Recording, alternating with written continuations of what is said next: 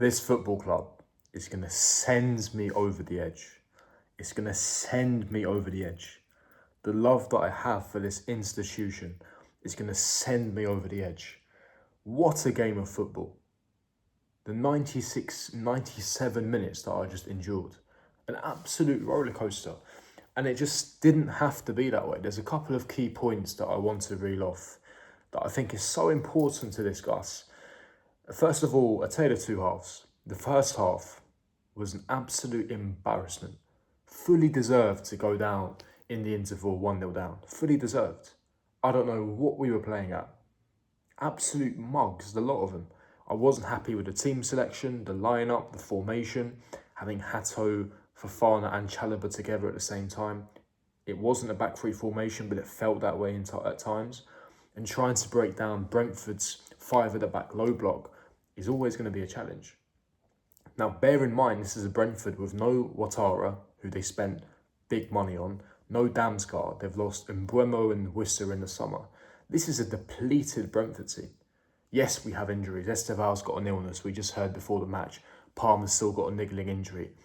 And obviously Delap's still injured. So we have injuries of our own. And Caicedo and Enzo Fernandez and Esteval, they've all travelled from South America in the last 36 hours. I get all of that.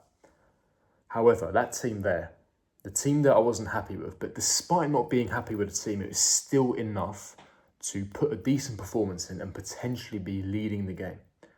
Unfortunately, that wasn't the case. We were abysmal, absolutely abysmal. We couldn't string a pass together. The passing was very slow, very lethargic. There wasn't much energy. We had one shot on target in the first half, and that was courtesy of Jamie Gittins in like the 44th minute, and it was a very tame effort.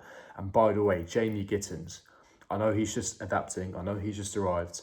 I'm telling you, this guy's got to buckle up. This guy is not the guy that you think he is.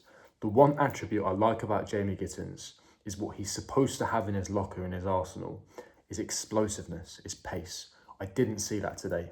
You're fresh. You didn't go on international break. You've had 2 weeks off. I didn't see the directness. I didn't see the explosiveness. I didn't see that. Where was that today? Very, very, very disappointing performance from a lot of these guys, especially Jamie Gittins. I'm not just going to get on Jamie Gittins, but I wasn't impressed. Garnacho, when he came on, that pass at the end, I wanted to pull every single hair out of my head. And of course, it's always the best players in our team that had to come and rescue us. Reece James. Maresca makes a triple substitution, rightfully so. Reece James, Cucurella, they came on straight away, changed the game. Palmer comes on 10 minutes into the second half. Within 5 minutes, having 2-3 touches, bang, equaliser. This guy's a magician. This guy is an absolute magician. Ball falls to him, inside the penalty area, bang, finesses it into the bottom corner. Kelleher, no chance. Great finish. I'm thinking, grab that ball. And then 85th minute, Moises Caicedo. This guy, man, 120 million great British pounds well spent. This guy's a maestro. This guy, I thought we would never ever get anyone like Kante ever again. I can't believe I'm saying this. We might have found someone better. Now, bear in mind, he has to achieve a lot to reach Kante's level, but the trajectory is certainly there. What a strike. Edge of the box, just lashes it top bins. But even then, I'll be honest with you, it was the 86th minute he lashed that. And I saw the Chelsea players, I saw the away end go wild as you would. I went wild, I was screaming. But there was a part of me that was like, I'm not convinced we're going to hold on. Because all game, Brentford were pinging long balls, 60-yard balls, into our penalty area and tossing. Uncle was having a bad time. And I just wasn't confident we were going to see it out. It gets to the 90th minute, Fabio Carvalho comes on, and I'm thinking, God. And then we can see the scrappiest equaliser.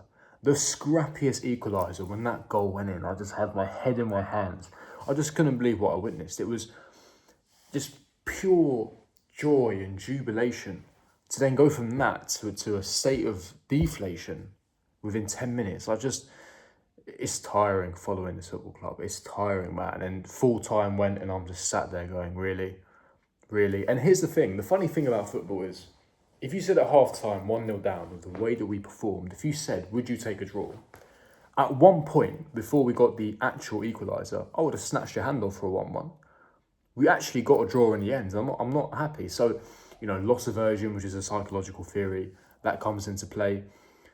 But when you're winning and it's 2 points just snatched out of you, and in the most scrappiest of fashion, and then there was a brief VAR check, so my hopes were enlightened, and then it was chaotic. It was just an absolute mess. Extremely chaotic. And this is the key point. This is the second key point I want to mention. I'm one of Enzo Maresca's biggest fans. I'm a massive fan of the gaffer.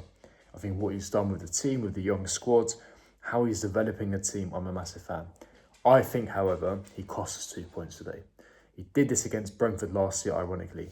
He starts with a weak team and then he brings on his best players because he's thinking about Bayern Munich on Wednesday. I get that. I think it should be the complete reverse. You play your strongest team, you get the game won. You secure the 3 points. You're 2-0 up, you're 3-1 up, you're 3-0 up. 60th minute, then you take off Cole Palmer, you take off Caicedo, you take off João Pedro, whoever you're going to take off. And then you bring on Jamie Gittins, explosiveness, fresh pace, acclimatising to the league. You get the game won, not the other way around, because then you're not leaving yourself enough time. You're already trailing, you're chasing the game, there's pressure. For me, he cost us 2 games, and that is my biggest critique of Enzo Maresca. But overall, look, we're still unbeaten. We haven't lost. We're 5th in the table with 8 points, 2 wins, 2 draws. Massive game on Wednesday against Bayern Munich. So fingers crossed, preview coming up for that. Hopefully we kick our Champions League campaign with 3 points. But what do you guys think? What are your thoughts on the performance? Leave me your thoughts and opinions in the comment section below. Smash the like button, subscribe, hit the bell notification, and I'll see all of you guys for my next video. Peace.